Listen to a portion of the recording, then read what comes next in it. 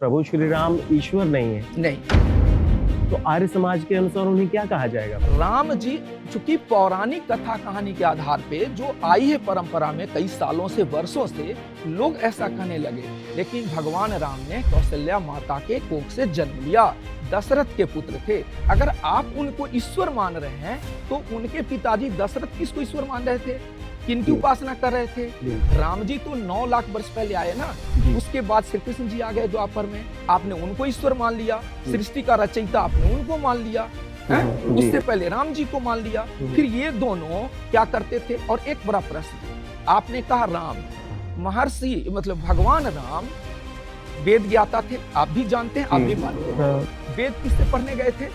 महर्षि वशिष्ठ से। उनके आश्रम में क्या वो ज्योग्राफी पढ़ने गए थे, साइंस पढ़ने गए थे? वेद ही पढ़ने गए थे ना। तो इसका अर्थ है वेद तो किसी ईश्वर ने दिया, तो ईश्वर तो वही है जिसने ज्ञान के रूप में वेद दिया। तो इसका अर्थ है, अच्छा उनके पूर्वज चले जाइए राजा रघु तक, तो उनकी किसकी उपासना करते थे? कई लोग हमारे में से पौराणिक कहते हैं कि भगवान राम शिव की उपासना करते थे, शिव को प्रार्थना करते थे, उनके भगवान शिव थे। अच्छा प्रश्न फिर खड़ा होता है, तो शिव जी किसकी पूजा करते थे? सनातन धर्म में श्राद्ध करते हैं, तर्पण करते हैं, तो ऐसे में हमारे आर्य समाज में क्या मायने हैं श्राद्ध तर्पण के? कैसे, जैसे कहा जाता है कि पितृदोष लग रहा है, पितरों को श्राद्ध करें तो हम तृप्त हो जाएंगे, दोष से मुक्त हो जाएंगे। जी जी जी। तो आर्य समाज में इसके क्या मायने? जीवित पिता से दंगम दंगा, मर जाए तो पहुंचावे गंगा। यानी कि जब माता पिता जीवित हैं तब तो उनकी सेवा नहीं किए, और जब वो इस धरा से चले गए तो श्राद्ध, कर्म, तर्पण, बहुत सारे कर्म कांड कर रहे हैं। आज आपको जानने को मिलेगा कि आर्य समाज में श्राद्ध और तर्पण के क्या मायने हैं, क्या तेरहवी होता है? ऐसे कई सवाल हैं जिसका जवाब आज आपको मिलेगा। स्वागत है आपका हमारे इस विशेष पॉडकास्ट में, और मैं हूं आपके साथ रणजीत कुमार। और आज हमारा मार्गदर्शन करने के लिए हमारे साथ उपस्थित हैं गोवा आर्य प्रतिनिधि सभा के प्रधान प्रवीणानंद वैदिक जी। सर आपका बहुत बहुत स्वागत। नमस्ते। तो सबसे पहले तो आपका नाम प्रवीणानंद वैदिक, तो ये वैदिक का क्या रहस्य है, आपने वैदिक क्यों रखा, ये जानना चाहेंगे। जी आप बिल्कुल सही पहुंचे, मैंने नाम ही इसलिए रखा कि आप ये प्रश्न पूछे। जी आपने प्रश्न पूछा तो वैदिक रखने से लोग ये प्रश्न पूछते हैं मुझसे, तभी मुझे बताने में उन्हें सहूलियत होती है कि मैं वेद मत का अनुगामी हूँ, वेद के मार्ग पे चलता हूँ, और वेदों के बारे में 4 लाइन कहने को उनको मिलता है कि वेद सृष्टि के आरंभ में मनुष्यों को दिया गया ईश्वरीय ज्ञान है। और वेद को आप यूं समझें मॉडर्न भाषा में, यह एक ऑपरेटिंग मैनुअल है जिसमें डूज एंड डोंट्स है। हम क्या करें, हम क्या ना करें, हमारे आचरण कैसे हो, हमारी जीवन शैली कैसी हो, हमारी उपासना पद्धति कैसी हो, इन सारी चीज़ों का उल्लेख है। तो लोग आज कहते हैं किसी को कि आप उस मंदिर में नहीं गए, या आपने ये मूर्ति पूजा नहीं की, या आपने ये फंक्शन नहीं किया, तो आपके अंदर आस्तिकता की कमी है। हम कहते हैं कि ईश्वर के बताए गए उपदेशों पर, ईश्वर के बताए गए आज्ञा पर जो वेदों में वर्णित है, उस पर चलना ही वास्तविक आस्तिकता है, और हम आस्तिक लोग हैं। तो अगर वैदिक नाम ना लगाता तो आप मुझसे पूछते नहीं, और मैं वेदों के बारे में 4 लाइन आपको कहता नहीं। तो वैदिक अर्थात मैं वेदों का अनुगामी, इसलिए ये नाम मैंने स्वतः रखा है। दरअसल मेरा नाम तो दूसरा है, लेकिन लोग प्रश्न पूछे इसलिए मैंने ये नाम रखा है। जी बिल्कुल। तो अब चलना चाहेंगे आपके कार्यों की तरफ। गोवा में आप आर्य समाज से लोगों को जोड़ रहे हैं, लेकिन कहा जाता है कि वहाँ ईसाई समुदाय बहुत ज्यादा है, तो क्या परेशानियां आती हैं जब उन्हें आर्य समाज वेदों की ओर आप मोड़ते हैं? जी बहुत बढ़िया प्रश्न आपने बताया, लेकिन ये एक भ्रांति है। सबसे पहले मैं आपको सुधार दूं, पूरे देश के लोग, भारत के लोग, हमारे ही भारत के लोग गोवा के बारे में ठीक ठाक से जानते नहीं। लोग जानते हैं कि वह एक ईसाईयत बहुल प्रदेश है। वास्तव में 2011 के जनगणना के अनुसार गोवा में हिंदुओं की आबादी, सनातन वैदिक धर्मियों की आबादी 65% थी। अच्छा। आज भी लगभग बहुसंख्यक समाज वही है। तो फिर परेशानी नहीं आनी चाहिए? नहीं, बताता हूँ। चूंकि 450 वर्ष तक पुर्तगालियों का शासन रहा वहाँ गोवा में, और वहाँ पे हिंदुओं के ऊपर बहुत अत्याचार हुए, और इतना अत्याचार हुआ कि बहुत लोग कन्वर्ट भी हो गए, और ये उनका दबदबा या आधिपत्य बना रहा। वहाँ इसी तरह की संस्कृति बनी रही, और उसी संस्कृति में वहाँ के हिंदू लोग भी रंग में रंग गए। तो लोग ऐसा मानने लगे। लेकिन सच्चाई उससे परे है। गोवा की धरती के लोग, गोवा के मूल नागरिक बहुत ही आध्यात्मिक और सांस्कृतिक हैं। गोवा एक सांस्कृतिक नगरी है। गोवा को दक्षिण का काशी कहा जाता है और गोवा के लोग अपने हिंदू सनातन वैदिक धर्मियों की बात कर रहा हूँ, अपनी आस्था में इतना विश्वास रखते हैं कि पुर्तगालियों के लाख आक्रमण के बाद गोवा इनक्विजिशन एक्ट के लाकर के हिंदुओं के पर अत्याचार करने के बाद उन्होंने धर्मांतरण बहुत कम लोगों ने किया। वो अपने देवी देवत को लेके जंगलों में गए और बाद में वापस लौट के आ गए। दूसरा आपका प्रश्न था कि वैदिक मत के प्रचार में क्या आपको कोई बाधा नहीं आती? जी, ईसाई समुदाय उनका एक अलग मत है, वो तो बाधा का कारण नहीं। लेकिन हाँ, चूंकि पौराणिक पंथ पर, पौराणिक पुराणों के आधार पर उस पे चलने वाले लोग ज्यादा हैं वहाँ पे, तो वैदिक मत को सीधे सीधे तो स्वीकार नहीं करते। जब हम उनके बीच में बात करते हैं, रखते हैं, तो लगभग वो 99% बातों से वास्ता रखते हैं, मानते मतलब जानते भी हैं, जानना चाहते भी हैं, लेकिन मानते नहीं। हाँ, क्योंकि वो पूर्णतः वेद ज्ञान से परिचित नहीं है। अगर परिचित हो जाएंगे तो भी मानने लगेंगे। एक बात पे आके विषय रुकती है, वो है निराकार और साकार के ऊपर में। लेकिन बाकी सारी बातें जब हम उनसे बात करते हैं, अक्षरशः स्वीकारते हैं, जी वेद ही सत्य है। वेद को वो भी सत्य मानते हैं और वेद को वो भी सनातन वैदिक धर्म का आधार ही मानते हैं, मूल ग्रंथ ही मानते हैं। लेकिन चूंकि वो मूर्ति पूजक हैं, तो और परंपरा से पिछले 2,500-3 हजार वर्षों से मूर्ति पूजा कर रहे हैं, और तो उनके अंदर ये सहज उतारना भी मुश्किल होता है कि ईश्वर निराकार है। लेकिन ऐसा भी नहीं है कि लोग नहीं मान रहे हैं, बहुत लोग माने, जान तो सभी रहे हैं। आप ये बताएं, कोई भी सनातन वैदिक धर्मी अगर ये कहे कि ईश्वर एक ही जगह उपस्थित है, तो मैं मानूं कि नहीं मानते? सब मानते हैं कि ईश्वर सर्वदेशीय है, ईश्वर सर्वव्यापी है, ये सभी मानते हैं। कण कण में है, ये भी कहा जाता है, कण कण में है। अब यहाँ पे देख लीजिए, जब हम सनातन वैदिक धर्मी का देहांत होता है और जब उनको आखिरी मंजिल की लेके जाते हैं, तो हम क्या कहते हैं? राम नाम सत्य है। हम वैदिक अनुगामी क्या जानते हैं? बिल्कुल राम नाम सत्य है, राम का नाम ही सत्य है। लेकिन हम कहते हैं, हम मानते हैं कन कन में रमने वाले राम अर्थात परमपिता परमेश्वर, सृष्टिकर्ता ईश्वर, वही सत्य है।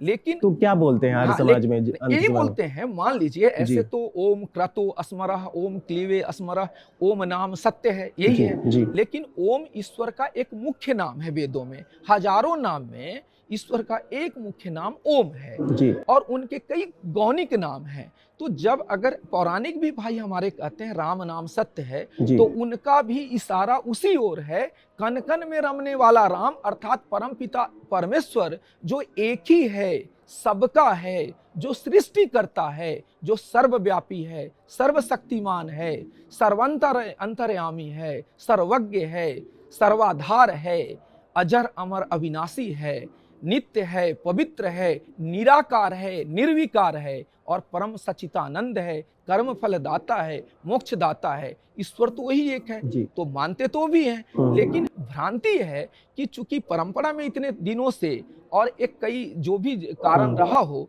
लोगों ने ये मान लिया कि राम ही ईश्वर हैं।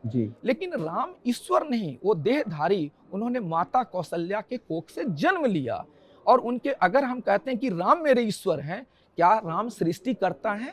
तो क्या राम अवतार सृष्टि तो के कहा बाहर जा सकता है? नहीं, अवतारवाद वेदों में अवतारवाद भी नहीं। वेद में ईश्वर अजन्मा है। वेद के अनुसार ईश्वर अवतार नहीं लेता। ईश्वर एक ही है, इस सृष्टि में भी है, सृष्टि से पहले भी था, सृष्टि के बाद में भी रहेगा। ईश्वर के मुख्य 5 काम क्या राम के हुए काम थे? ईश्वर सृष्टि करता है, सृष्टि का पालक करता है, सृष्टि का संहार करता है, कर्म फल दाता है और मनुष्यों को सृष्टि के आरंभ में ज्ञान दाता है। ईश्वर ने हमें वेदों का ज्ञान दिया।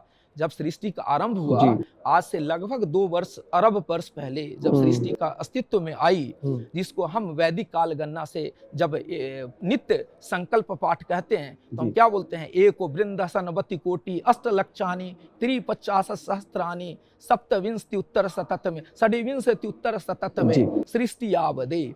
अर्थात 1,96,8,53,127 वर्ष पहले जब सृष्टि उत्पन्न हुई, जलचर आए, नभचर आए और लास्ट में मानव आया, भूगर्भ से आया। ये सृष्टि उत्पत्ति के बारे में जानना हो तो मेरा निवेदन है रंजीत जी, आप आर्य समाज के ग्रंथों को पढ़िए। इसमें अग्निव्रत, नास्तिक जी ऐसे बहुत विद्वान हैं जिन्होंने वैज्ञानिक तर्क के आधार पे आपको सिद्ध करके दिया है। तो सर ये जानना चाहेंगे, आपने कहा कि प्रभु श्री राम ईश्वर नहीं है, नहीं, तो आर्य समाज के अनुसार उन्हें क्या कहा जाएगा? जी बिल्कुल सही। आर्य समाज अपने जो भी उनके सत्संग होते हैं या हवन होता है, नित्य हवन, आज सनातन वैदिक धर्म में हवन करने की परंपरा केवल आर्य समाज ने कायम करके रखी हुई है। हर आर्य समाज के घर में नित्य हवन होता है, साप्ताहिक सत्संग होता है, और हवन का अंत हम सबसे पहले सत्य सनातन वैदिक धर्म की जय, उसके बाद हम भगवान श्री रामचंद्र की जय ही बोलते हैं, भगवान श्री कृष्णचंद्र महाराज की ही बोलते हैं। तो भगवान तो कह रहे हैं, भगवान कह रहे हैं। भगवान और ईश्वर में अंतर है, जरा समझने का प्रयास कीजिए। हालांकि अगर सही अर्थों में कहें तो ईश्वर को भी भगवान कहते हैं, ईश्वर को भी भगवान कहते हैं। लेकिन हमारे शब्दकोश से, वैदिक शब्दकोश से, जो सृष्टि करता है, जो मैंने कहा पंचकर्म, ईश्वर के 5 उत्तरदायित्व, सृष्टि निर्माण, सृष्टि का पालन, सृष्टि का संहार और ज्ञान के रूप में ज्ञान देना, जो उन्होंने वेदों के रूप में दिया। और 5वां मैंने क्या कहा? कर्म फल दाता, क्योंकि ईश्वर न्यायकारी है। तो ये जो 5 हैं वो ईश्वर हैं। ईश्वर एक ही है, सर्वदेशीय नहीं है, एक देशीय नहीं है, सर्वदेशीय है, सर्वव्यापी है, ओमनी प्रेजेंट है, ओमनी पोटेंट है, फॉल्टलेस है, फॉर्मलेस है। तो ईश्वर तो एक ही हो सकता है। आपने कहा राम, राम जी चूंकि पौराणिक कथा कहानी के आधार पे जो आई है परंपरा में, कई सालों से, वर्षों से लोग ऐसा कहने लगे, लेकिन भगवान राम ने कौशल्या माता के कोख से जन्म लिया, दशरथ के पुत्र थे। अगर आप उनको ईश्वर मान रहे हैं तो उनके पिताजी दशरथ किसको ईश्वर मान रहे थे, किनकी उपासना कर रहे थे? राम जी तो 9 लाख वर्ष पहले आए ना, उसके बाद श्री कृष्ण जी आ गए द्वापर में, आपने उनको ईश्वर मान लिया, सृष्टि का रचयिता आपने उनको मान लिया, उससे पहले राम जी को मान लिया। फिर ये दोनों क्या करते थे? और एक बड़ा प्रश्न, आपने कहा राम, महर्षि मतलब भगवान राम वेद ज्ञाता थे, आप भी जानते हैं, आप भी मानते हैं। वेद किससे पढ़ने गए थे? महर्षि वशिष्ठ से। उनके आश्रम में क्या वो ज्योग्राफी पढ़ने गए थे, साइंस पढ़ने गए थे? वेद ही पढ़ने गए थे ना। तो इसका अर्थ है वेद तो किसी ईश्वर ने दिया, तो ईश्वर तो वही है जिसने ज्ञान के रूप में वेद दिया। तो इसका अर्थ है, अच्छा उनके पूर्वज चले जाइए राजा रघु तक, तो उनकी किसकी उपासना करते थे? कई लोग हमारे में से पौराणिक कहते हैं भी भगवान राम शिव की उपासना करते थे, शिव को प्रार्थना करते थे, उनके भगवान शिव थे। अच्छा प्रश्न फिर खड़ा होता है, तो शिव जी किसकी पूजा करते थे? आपने शिव जी की मूर्ति देखी? शिव जी हर जगह ध्यान में रहते हैं, उन्हें हम तपस्वी कहते हैं, महान तपस्वी। तो वो किसकी तपस्या कर रहे हैं? वो उनके जहां भी आप देखेंगे तो वही तो एक तपस्या मुद्रा में बैठे हुए हैं ना, तो ओम की तपस्या कर रहे हैं। ओम अर्थात परमपिता परमेश्वर, वही एक ईश्वर जो हम सबका है, पूरे सृष्टि का है। जी सर, ईश्वर की बात चली है तो जब कहते हैं ना ईश्वर सत्य है, हम और आप जो है नश्वर हैं और क्षणिक समय के लिए इस धरा पर आए हैं, फिर चले जाएंगे।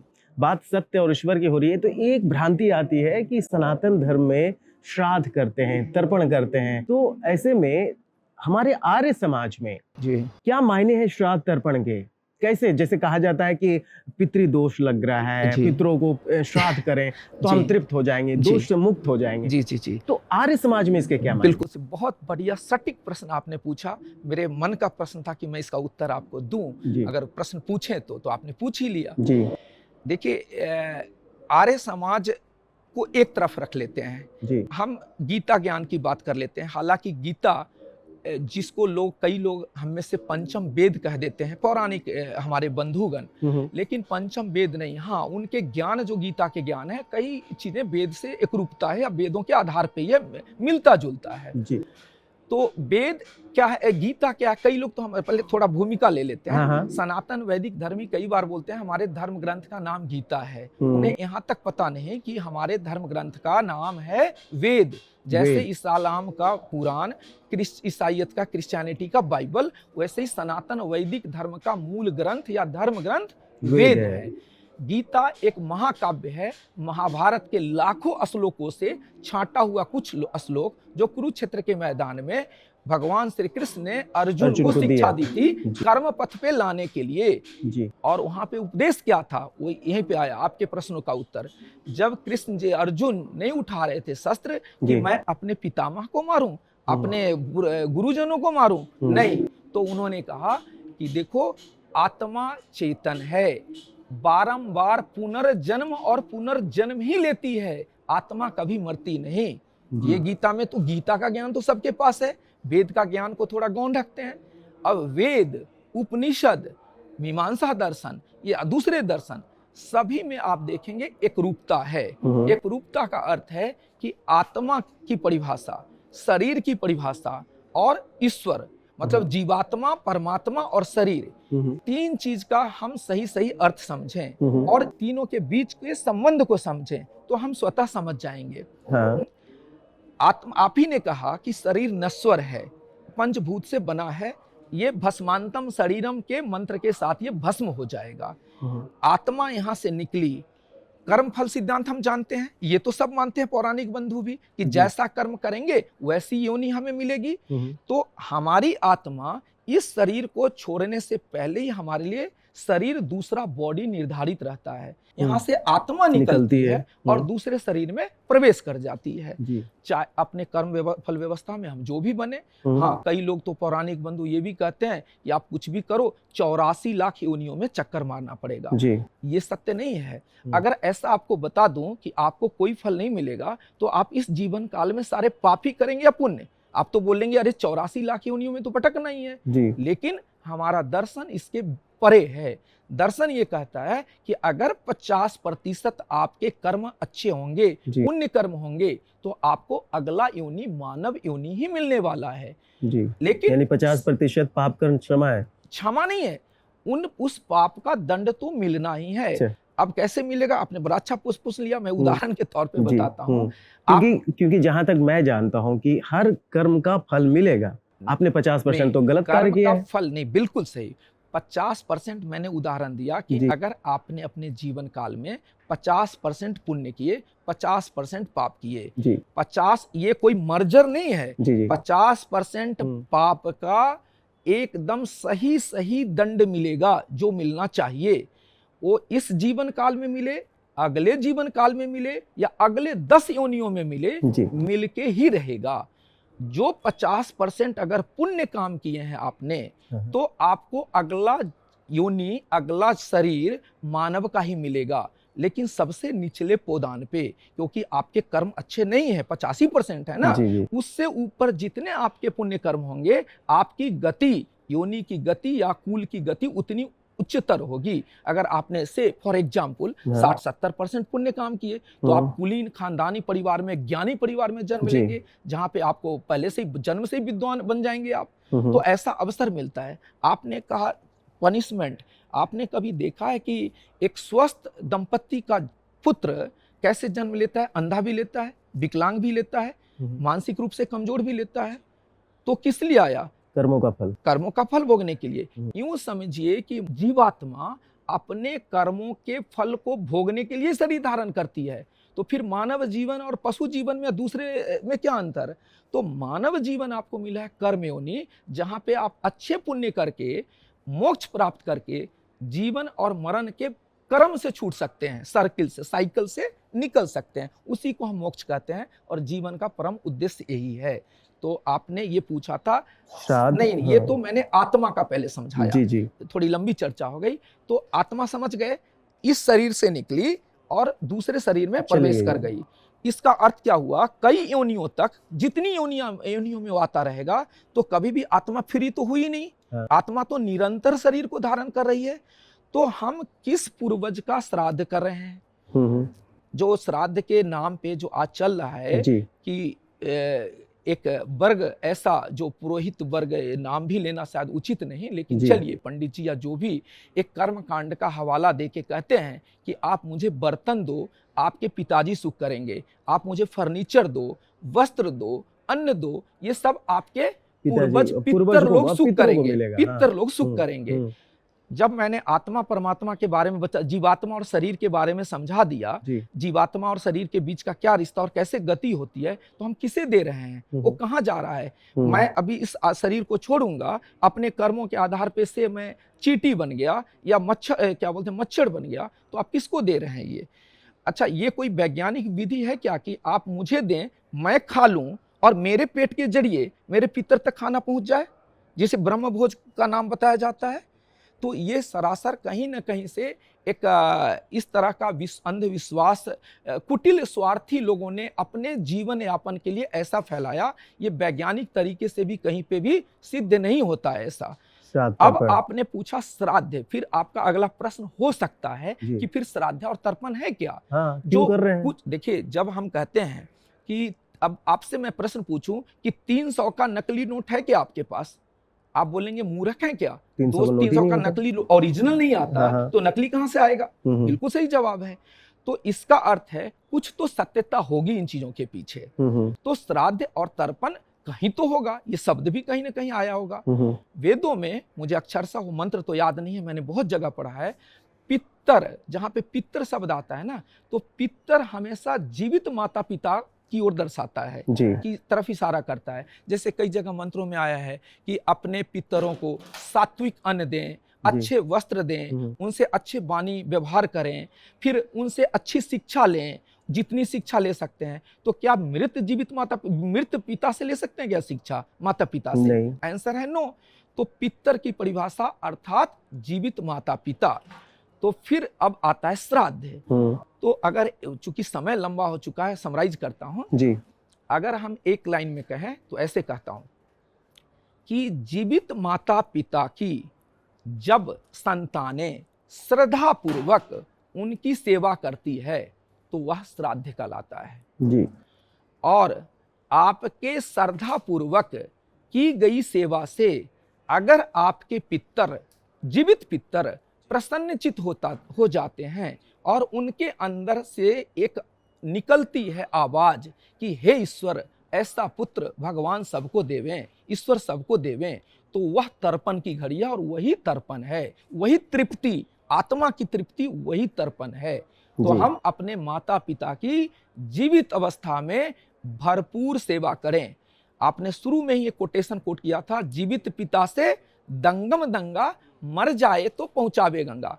मैं इसके विषय में ज्यादा नहीं बोलूंगा। आप केवल आंख मूंद करके अपने समाज के चारों तरफ देख लीजिए कि क्या स्थिति बनी हुई है। जीवित माता पिता वृद्धाश्रम में पहुंच रहे हैं, उनको ढंग से खाना नहीं मिल रहा, वो असुरक्षा से भरे पड़े हैं कि मेरा बुढ़ापा कैसे कटेगा, मैं जीवन कैसे जीऊंगा, पहले से ही डर डर के उमर रहे हैं जी। तो अगर लोग सही वैदिक सिद्धांत को समझ जाएं और अच्छे विचार ले आए अपने आचरण में, तो माता पिता कितने प्रसन्नचित होंगे। आपने श्रवण कुमार का भी प्रसंग सुना है और आज के श्रवण कुमार को देख लीजिए, कितना अंतर आ गया। तो एक प्रश्न उठता है, तो क्या वैदिक ज्ञान की अगर बात करें तो उसमें श्राद्ध तर्पण मरने के उपरांत ऐसा वर्णन नहीं है? जी नहीं। हम वैदिक अनुगामी, जब कोई किसी का देहांत हो जाता है, देहावसान हो जाता है, मरने की तो हम बात ही नहीं करते, देहावसान, देहांत, देह त्याग, जो भी आप कहें, जब वो देह का त्याग हो जाता है, आत्मा से मुक्त हो जाता है ये, तो इस देह को हम सीधे सीधे दफनाते, मतलब जलाते हैं। क्योंकि एक स्लोगन मैंने मंत्र पढ़ा, भस्मांतम शरीरम। तो वेदों में 16 संस्कार है, आखिरी संस्कार है अंत्येष्टि संस्कार।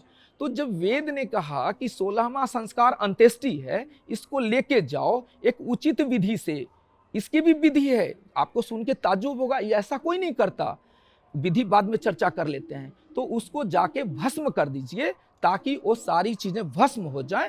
उसके बाद आर्य समाज या वैदिक अनुगामी, वेदों को मानने वाले, वेद मत पे चलने वाले लोग तो नित्य यज्ञ करते हैं, लेकिन उस दिन भी आके हवन करते हैं, फिर हर नित्य हवन करते हैं, तीसरे दिन विशेष हवन करते हैं, 5वें दिन हवन करते हैं, ये सारी हवन प्रक्रिया करते हैं। अब हवन क्यों करते हैं, उसके तो वैज्ञानिक लाभों के बारे में आपको इसमें सर थोड़ा सा रोकना चाहूंगा। जैसे आपने कहा कि आर्य समाज में जब व्यक्ति चला गया उसके बाद आप हवन कर रहे हैं, लेकिन सनातन में तो 13 दिन कर्मकांड होते हैं, 13 भी होता है, भोज होता है। तो क्या अंतर है दोनों में? क्योंकि सनातन तो मान रहा है और आप वैदिक की बात कर रहे हैं कि ये सही नहीं है। वो एक अपनी प्रणाली गरुड़ पुराण के आधार पे वो अपने मापदंडों को तय करता है। जी लेकिन उसमें भी जरा समझिए, अगर गरुड़ पुराण एक है, मापदंड एक है, तो पूरे भारतवर्ष की श्राद्ध पद्धति एक होनी चाहिए, वो एक है ही नहीं। तो इसका अर्थ है हर व्यक्ति अपने अपने तरीके से कुछ न कुछ तो किया हुआ है उसमें। तो जैसा मैंने कहा, 16 संस्कार में आखिरी संस्कार है अंत्येष्टि, उसके बाद कोई संस्कार बचता ही नहीं, अंतिम संस्कार है वो। तो फिर 12वीं 13वीं, तो इसका मतलब 17वीं 18वीं संस्कार हो गया, 16 के बाद 17वीं भी ये हो गया, क्योंकि मरने के बाद किया जा रहा है ना। तो 17वीं 18वीं 19वीं 11वीं 12वीं त्रयोदश की 3 बार करते हैं ना भोज भात। जी जी हाँ। अच्छा, अब ये तो वेद शास्त्र की बात हो गई।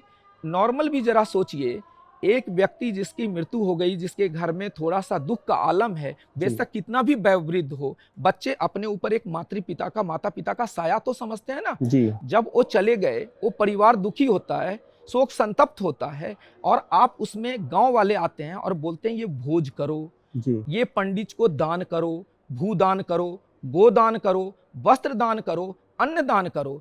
उत्तर भारत के कई भागों में परंपरा है कि जो बेटी कभी नहीं आती, वो पिता के माता के मृत्युपरांत भर भर के अन्नदान वस्त्र दान करने आती है। इससे क्या होता है, सामाजिक सरोकार बनता है। इसकी पुत्री ने इतना दान दिया, उस दान का कुछ लाभ मिला क्या? अगर उस पुत्री को सेवा करनी थी तो जीवित माता पिता के अंतिम क्षणों में आके 6 महीना सेवा करती, जी तो वास्तविक वो सेवा होती, वही श्राद्ध होता। जो मैंने कहा, श्रद्धा पूर्वक की जाने वाली सेवा। कई बार लोग पूछते हैं इसमें फिर क्या अंतर है? अंतर है, आप अपने पिता के अच्छे पुत्र हैं, आप आए, पिताजी ने कहा रुग्ण अवस्था में बिस्तर पे पड़े हैं, उन्होंने कहा रंजीत बेटा 1 गिलास पानी देना, आप लेके दौड़ के गए। लेकिन आप क्या हुए? आज्ञाकारी पुत्र। लेकिन आप जॉब करके गए और पिताजी के रुग्ण अवस्था में पड़े पिताजी के पास गए, हाथ पकड़ा, उनको सहलाया, उनके मुंह की तरफ देखा, बोला पिताजी आपके ओठ सूख रहे हैं, पानी लीजिए, पानी लेके आता हूं, आप ये कीजिए। आपने थोड़ी देर सेवा की, उन्होंने मांगा नहीं आपसे, श्रद्धा पूर्वक आपने जाके की। यही है श्रद्धा, यही है श्राद्ध।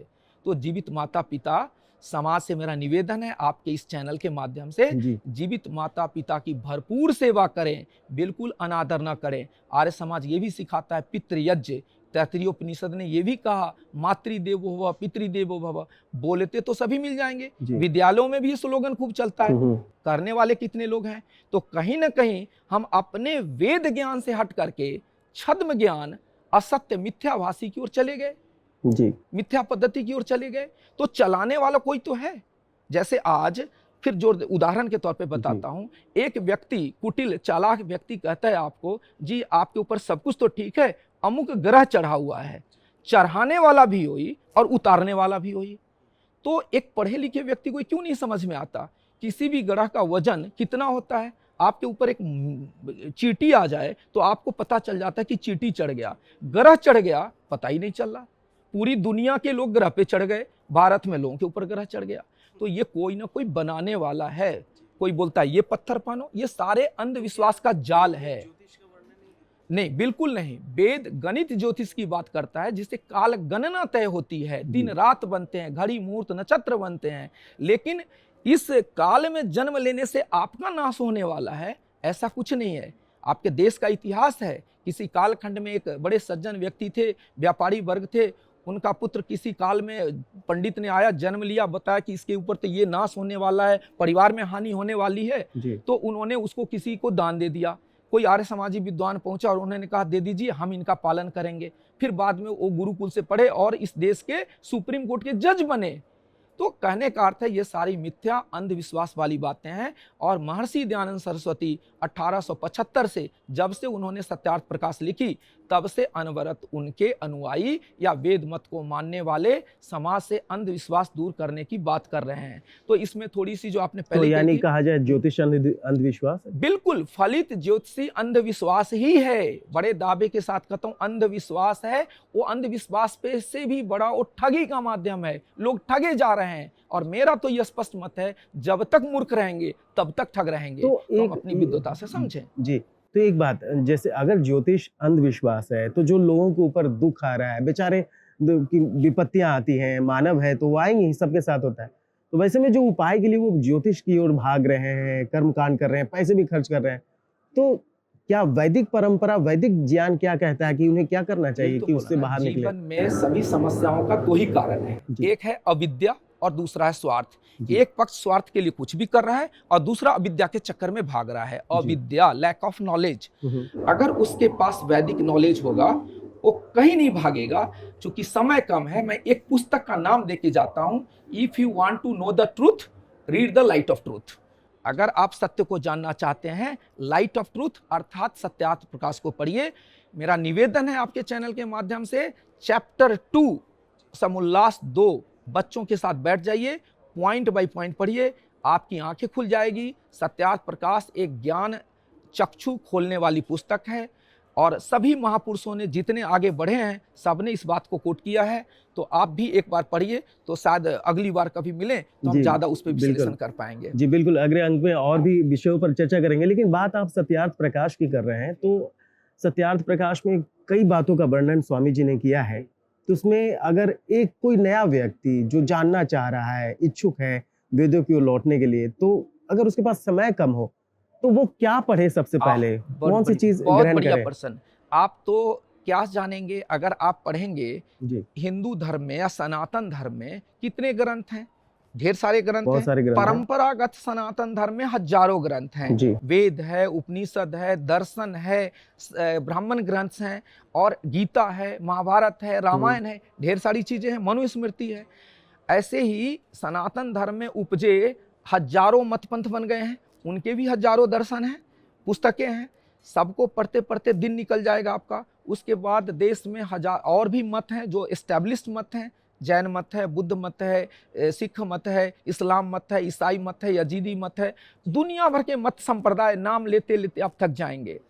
तो आप स्वयं बोध की बात क्यों करते हैं? मैं तो बोलता हूं स्वयं बोध के साथ साथ अगर शत्रु बोध, जो आज सनातन वैदिक धर्म का शत्रु बन के बैठ गया है, हाँ। उन सबके बारे में जानना हो तो आप ये 300 पेज की मोटी पुस्तक सत्यार्थ प्रकाश को समझकर एक बार नहीं 3 बार पढ़ें।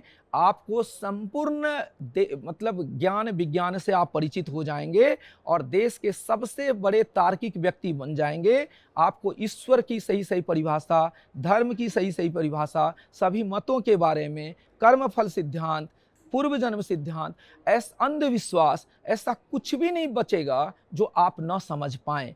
तो बस आप पढ़ जाइए, मेरा यही आपसे प्रार्थना है। जी, तो उसमें कुछ ऐसी बात नहीं है। अच्छा, कुछ उसमें कुछ नियम है, कुछ संयम है, जैसे हमारे सनातन में होता है कि अगर धर्मों को पढ़ना है, समझना है, तो कहा जाता है कि ब्रह्म बेला में पढ़िए तो ज़्यादा आप समझ पाएँगे, तो उसमें ऐसा कुछ समय बंधन है? नहीं, ये ब्रह्म बेला जिसने भी कहा ये गलत नहीं है, क्योंकि ये वैदिक दिनचर्या में भी ब्रह्म मुहूर्त में जगना चाहिए। जी। 4:30 बजे तक, 5 बजे तक, 4 बजे ही जग जाना चाहिए इनफैक्ट। हाँ। तो वो समय वातावरण शांत रहता है, ब्रह्मांड शांत रहता है, आप फ्रेश होते हैं। जब नहा धो के आप बैठते हैं पढ़ने के लिए तो अच्छा स्मरण आता है, चीजें समझ पाते हैं अच्छे से, एकाग्रचित होकर के, मन बिल्कुल नहीं भटकता। इसलिए कहा गया है। लेकिन ज्ञान अर्जन करने का कोई समय नहीं होता, जब आप चाहें तभी अर्जन करें, लेकिन एकाग्रचित होके तो करें।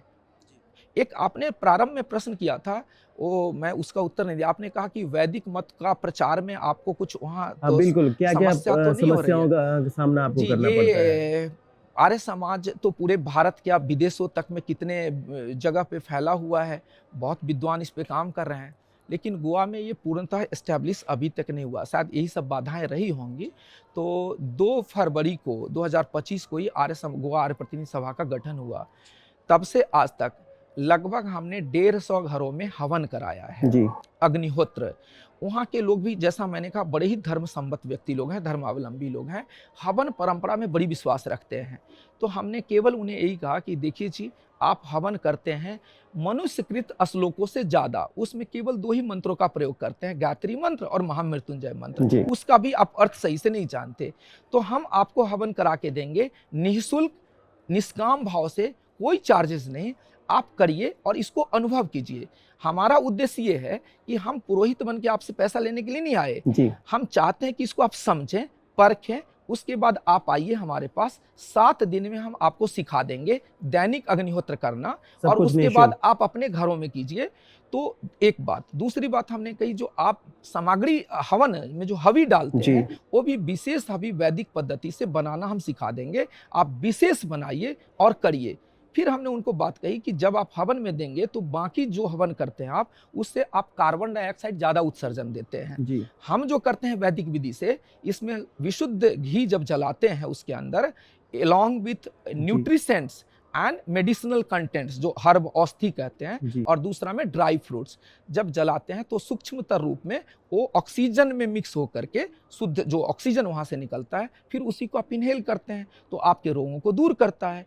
और साइंटिफिक कई बातें हैं वेद हवन के बारे में, उन सारी चीज़ों को बताया तो उन्होंने अक्षरशः अंगीकार किया। और इसका परिणाम यह है कि लगभग 150 हवन हमने कराए, 4-5 लोगों को सिखा दिया, एक महिला यज्ञ ब्रह्मा तैयार हो गई वहीं के मूल की, और वो भी आज करा रही हैं, मिसेस स्वाति हजारे। तो ऐसा करके हमने किया। दूसरा, वेद मत की जहाँ तक बात है, मैंने कहा सब स्वीकार रहे हैं, सुनते सब हैं, लेकिन उनके मन से ये बड़ा निकालना मुश्किल होता है कि मैं मूर्ति पूजा को छोड़ दूं। लेकिन मूर्ति पूजा के करते हुए साथ में वेद ज्ञान को पाने की अभिलाषा बड़ी है। जी और अभी वहाँ मतलब पे साथ साथ किया जाए तो एक दिन ऐसा आएगा कि आप Yes, ज्ञान को पा यस लेंगे। यस, तो हमारा भी यही प्रयास है हम्म, कि हम आपको गलत क्यों कहेंगे, जी। हम अपनी बड़ी रेखा खींच देंगे। हम्म, जब सत्य ज्ञान पे आधारित ये है, जो ईश्वर का दिया हुआ ज्ञान है और यही सत्य है, जी और सभी भारत क्या पूरे विश्व में जितनी भी सत्य पुस्तक विद्याओं की पुस्तक है, उसका मूल वेद ही है। वेद में ऐसा कोई भी उपदेश नहीं जो न हो, तो वेदों से ही लिया गया हर जगह है। लोग क्या करते हैं, एक वहाँ से ऋचा उठाते हैं, फिर एक नया मत पंथ बनाते हैं और फिर परोस देते हैं समाज के सामने। तो वेद कम्प्रिहेंसिव है, तो लोगों के अंदर उत्सुकता जगी है रंजीत जी। और वहाँ पे एक तपोभूमि कुंडम है, वहाँ पे वेद की पढ़ाई शुरू हो गई। और एक अभी रिसेंटली महालसा नारायणी टेम्पल है, वहाँ का बड़ा टेम्पल, जहाँ पे मोदी जी भी गए, या राज्यपाल गवर्नर साहिब, सॉरी क्या नाम है उनका, प्रेसिडेंट महोदया, वो भी होके आई है। तो वहाँ पे भी अभी वैदिक शिक्षा शुरू होने वाली है, 10 बच्चे आ गए हैं।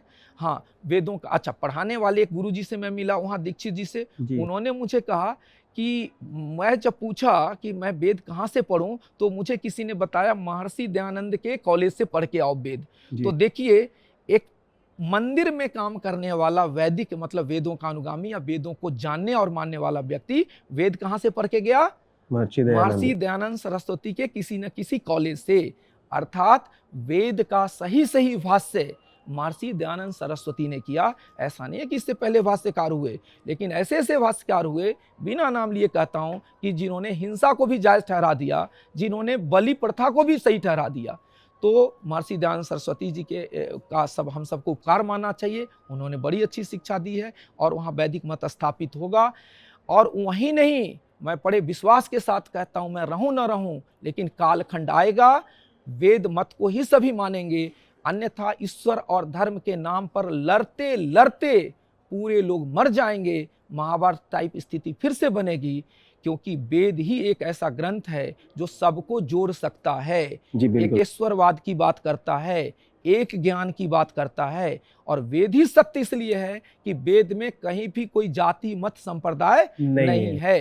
ये कहता है मनुर्भव, मनुष्य बनो। ये नहीं कहता कि इसको पढ़ो तो इस्लाम बनो, क्रिश्चियन बनो, हिंदू बनो, फलाना मत वाले बनो। वेद मानवता की बात करता वेद है। मानवता की बात करता है। सारे ज्ञान मानवतावादी हैं, जी, टोटल बिल्कुल। मानवतावादी है। कुछ भी ऐसा नहीं है कि जो काटने लायक हो।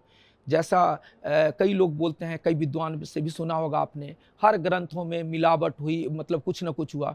वेदों में मिलावट नहीं हुई। वेद के भाष्य में लोगों ने अर्थ करने में गलत सही किया है, लेकिन वेद चूंकि में गलती नहीं है। वेद वाणी है, इसमें इतनी भी मिलावट हुई तो पकड़ ली जाएगी। ईश्वर का दिया हुआ ज्ञान सृष्टि के आरंभ में जो था 20,379 वर्सेज, वो तब भी था, सतयुग में भी था, त्रेता में भी था, द्वापर में भी था और आज भी है। जी सृष्टि के प्रलय होने तक यही रहेगा। जी फिर बिल्कुल। अगली सृष्टि में ईश्वर यही ज्ञान देगा। बहुत अच्छी बात आपने बतलाई। तो आज हमने बहुत अच्छी बातें जानी कि ज्ञान का रसास्वादन अगर करना है तो हमें सत्यार्थ प्रकाश की ओर लौटना होगा। स्वामी दयानंद सरस्वती जी के जो उनके उपदेश हैं, सिद्धांत हैं, उसे अपनाना होगा। और साथ ही साथ हमने जाना कि जो भ्रांतियां हैं कि अपने माता पिता देव तुल्य हैं, तो उन्हें जब वो जीवित हैं तो उनकी सेवा करने की आवश्यकता है, जब वो इस धरा से चले जाएं तो फिर श्राद्ध तर्पण सिर्फ एक विधि है, दिखावा है, इससे कोई लाभ नहीं होने वाला है। ऐसे ही कई जानकारियां आपने दी, आपका बहुत बहुत धन्यवाद।